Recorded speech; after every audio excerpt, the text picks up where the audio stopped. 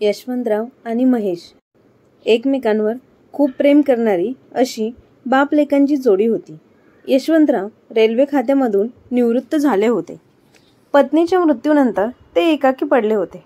यशवंतरावांचा मुलगा महेश याची बायको श्रीमंत घरातील असल्यामुळे तिने घरातील कामे करणं आणि मिडल क्लास फॅमिलीमध्ये तिने ॲडजस्ट कधी केलंच नाही. शेवटी तिने महेशला घटस्फोट देऊन ती घरातून निघून गेली. त्यामुळे यशवंतराव आणि महेश दोघेच घरात राहत होते. ते दोघे एकमेकांची चांगल्या प्रकारे काळजी घेत होते. यशवंतरावांची पत्नी यामिनीबाई खूप संस्कारिक होत्या. त्या खूप चांगली आई आणि खूप चांगली सून पण होत्या. पण अचानक त्यांना किडनीचा प्रॉब्लेम झाल्यामुळे त्यांना सतत डायलिसिस करावं लागत होतं आणि त्या त्रासाला कंटाळूनच त्यात त्यांचा मृत्यू झाला. यामिनीबाईच्या मृत्यूनंतर यशवंतराव पूर्णपणे एकाकी पडले होते. मुलगाही एकाकी पडला होता. पैशांची काही कमी नव्हती. जास्त श्रीमंतीही नाही आणि जास्त गरिबीही नाही अशी त्यांची फॅमिली होती. जेमतेम फॅमिलीसारखे ते राहत होते. यामिनीबाईचे मोजून 6-7 तोळे त्यांच्याकडे होते आणि जमिनी 4-5 एकर होती. एवढीच त्यांची प्रॉपर्टी होती. पण घरात कोणीही बाईमाणूस नाही. त्यामुळे महेशची घर आणि जॉब अशी खूप धावपळ होत जायची. पैसा जेमतेम असूनही घरात बाई नाही. त्यामुळे घराला घर पण नव्हतंच. पण त्याला काही इलाज नव्हता. एके दिवशी यशवंतराव गार्डनमध्ये काम करत असताना अचानक त्यांना हार्ट अटॅक आला. कडक उन्हाच्या उष्णतेमुळे त्यांना त्याचा त्रास झाला होता. त्यामुळे त्यांच्या मुलाने महेशने त्यांना दवाखान्यात ॲडमिट केलं होतं. त्यांचा मुलगा आणि ते दोघेच घरात होते. कारण यशवंतरावांच्या पत्नीचा मृत्यू झाला होता आणि महेश म्हणजे त्यांचाच मुलगा त्याची बायको त्याला सोडून निघून गेली होती. महेशच्या बायकोने त्याला घटस्फोट दिला होता. त्यामुळे यशवंतराव नेहमीच चिंतेत असायचे. यशवंतराव आणि महेश हे दोघेच घरात राहत होते. महेश घरातील सर्व कामे करून आपल्या वडिलांची काळजी घेत होता. यशवंतरावांचा एकुलता एक मुलगा हा महेश खूपच लाडाखोडात वाढलेला होता. पण लग्नाच्या वेळेस मात्र त्याचे एका मुलीवर प्रेम होतं. पण वडिलांनी त्याला लग्नाला साफ नकार दिला होता. कारण ती अनाथ होती म्हणून यशवंतरावांनी त्या लग्नाला नकार दिला होता. राधिका अनाथ आहे. तिच्या खानदानाचा पत्ता नाही. तिच्या आईवडिलांचा पत्ता नाही. का म्हणून आपण तिला सून म्हणून घरात आणायची? तिला चांगले संस्कार आहेत की नाही हे आपण कसं ओळखायचं? आपण कसं तिच्यावर विश्वास ठेवायचा? आणि का म्हणून मी तिला घरात आणू? असे यशवंतराव महेशला खडसावून सांगत होते. मी या लग्नाला स्पष्टपणे नकार देत आहे. मला या लग्नाला मान्यता द्यायचीच नाही आहे. मला ती अनाथ मुलगी या घरात नको आहे. त्यावर महेशही काही बोलला नाही. शेवटी वडिलांच्या शब्दाला मान देऊन ते म्हणतील तसं त्याने वागायचं ठरवलं आणि यशवंतरावांनी त्यांच्याच मित्राची मुलगी श्रीमंत घरात सून म्हणून आणली. पण लाडाखोडात वाढलेली आणि घरातील कामाची कोणत्याही प्रकारची सवय नसल्यामुळे तिने 2च वर्षामध्ये महेशला घटस्फोट दिला आणि घरातून निघून गेली. त्यामुळे महेश आणि यशवंतराव दोघेच घरात एकटे पडले. यशवंतरावांना खूप वाईट वाटायचं महेशचं. पण ते तरी काय करणार होते? तर असे हे दोघांचं कुटुंब होतं. आणि जेव्हा यशवंतरावांना हार्ट अटॅक आला तेव्हा मात्र त्यांची काळजी घेणारा फक्त महेश हा एकटाच होता. त्याला घर, नोकरी आणि वडिलांसाठी दवाखान्यात होणारी धावपळ याच्यावर त्याची तारेवरची कसरत चालू होती. वडिलांना ॲडमिट केलं तेव्हापासून त्याची प्रचंड धावपळ सुरू होती. डॉक्टरांना भेटणं, गोळ्या औषधं आणणं, वडिलांकडे लक्ष देणं, डबा बनवणं, ते खाऊ घालणं. आई बऱ्याच वर्षापूर्वी सोडून गेली होती. बायको होती पण अवास्तव अपेक्षा आणि उच्च जीवनमानाची सवय असलेली. तिला नवऱ्याबरोबर राहायला लाज वाटू लागलेली आणि 2 वर्षापूर्वीच ती माहेरी जाऊन राहिली. लग्नानंतर 2 वर्षातच घटस्फोटाचे पेपर तिने पाठवून दिले. तो एकटा पडला. सोबत ना आई ना बायको. वडील आणि तो नातेवाईक अशा वेळेस बरोबर पाठ फिरवतात. त्याने जगण्याची सवय करून घेतली होती. सकाळी उठून स्वतःसाठी डबा बनवायचा, वडिलांसाठी जेवण तयार ठेवायचा, वडील घरातलं बाकीचं आवरून घेत. मग ते थोडा वेळ TV बघत, थोडा वेळ मित्रांसोबत फिरून येत. दिवस निघून जात होते. पण त्यांचं वय वाढत होतं. ते तर असे अचानक आजारी पडले आणि सगळा भार त्याच्यावर आला. हॉस्पिटलमध्ये पैशाची तजवीज म्हणून नोकरीवर जाणं भाग होतं. वडिलांची हेळसांड होऊ नये म्हणून त्यांना डबा बनवायला लागायचा. घर ते हॉस्पिटल हेलपाटे मारावे लागायचे. त्यात घर अस्ताव्यस्त. तो सुन्न झाला होता. मालकाकडे त्याने वडिलांच्या उपचारासाठी जास्तीचे पैसे मागितले होते. मालकाने होकार दिला होता. तो मालकाच्या केबिन बाहेर बसून होता. मालकाने 2 तास उशीर केला यायला. हातावर उपकार करतो असे पैसे टेकवले. तो धावतच हॉस्पिटलमध्ये गेला. पैसे भरले. जेवणाची वेळ झाली. आता घरी कधी जाणार, बनवणार केव्हा? ऐनवेळी कुणी विकतचा डब्बाही देणार नाही. तो आधी वडिलांकडे गेला. त्याने तिथे वेगळंच चित्र पाहिलं. एक नर्स तिच्या डब्यातलं जेवण वडिलांना भरवत होती आणि वडिलांच्या डोळ्यातून अश्रू ओघळत होते.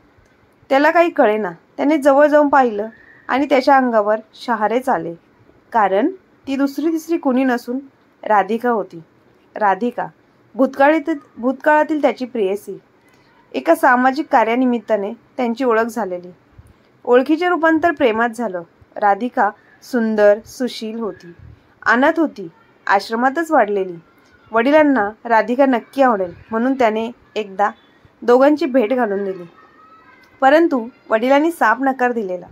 अरे कोण कुठली मुलगी ती? खानदान माहीत नाही ना जातपात.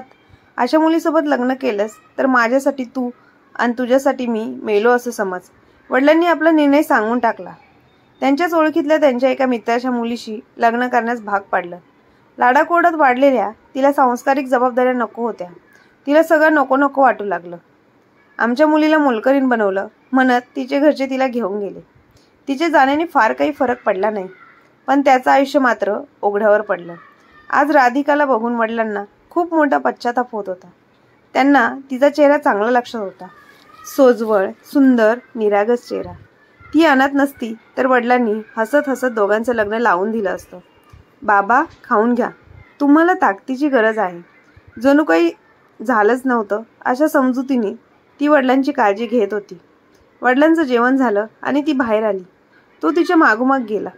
दोघांनी काही क्षण एकमेकांच्या डोळ्यात बघून डोळ्यातलं पाणी लपवलं. ती अडखळ्यातच म्हणाली, माझं कर्तव्य मी केलं. त्याने तिच्याकडे निरखून पाहिलं. तिच्या गळ्यात ना मंगळसूत्र होतं ना कपाळाला कुंकू.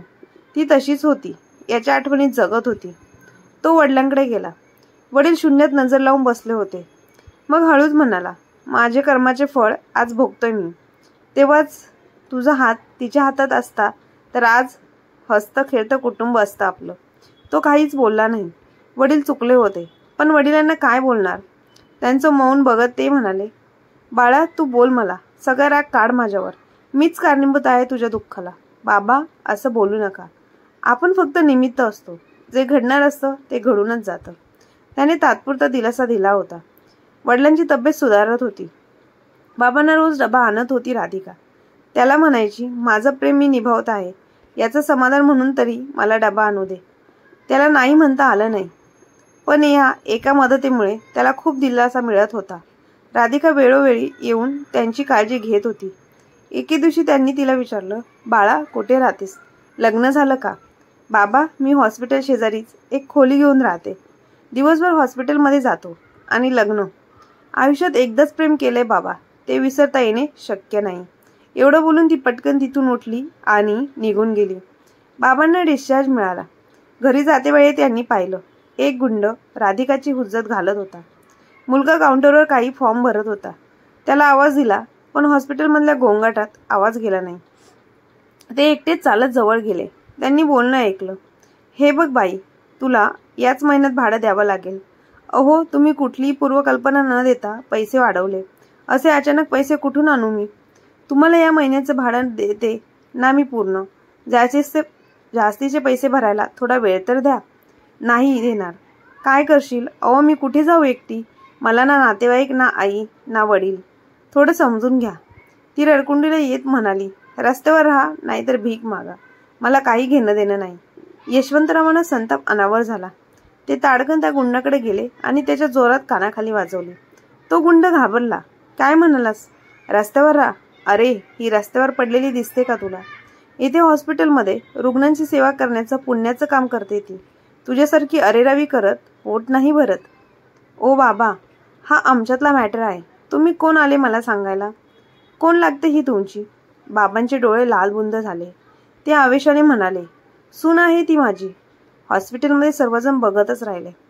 मुलगा धावत तिथे आला. ती सुद्धा बघतच राहिली. गुंड खजील होऊन तिथून निघून गेला. महेश आणि राधिका बाबांकडे बघतच राहिले. राधिका, सामान उचल आणि चल आपल्या घरी. मी केलेली चूक सुधारायची एक संधी मला दे.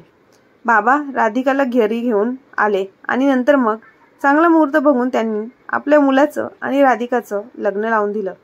राधिका आणि महेश एकमेकांकडे साश्रू नयनाने बघतच राहिले. खूप दिवसांनी मोठ्या दिव्यानंतर त्यांच्या प्रेमाला नियतीने एकत्र आणलं आणि त्या एका निर्णयाने 3 जणांचे आयुष्य मार्गी लागले. आणि मग राधिका त्यांच्या घरी राहू लागली आणि बाबांची खूप चांगल्या प्रकारे काळजी घेऊ लागली. त्यांच्या तब्येतीची, या औषधांची आणि नाश्ता जेवण सगळ्या प्रकारे व्यवस्थित काळजी घेऊ लागले.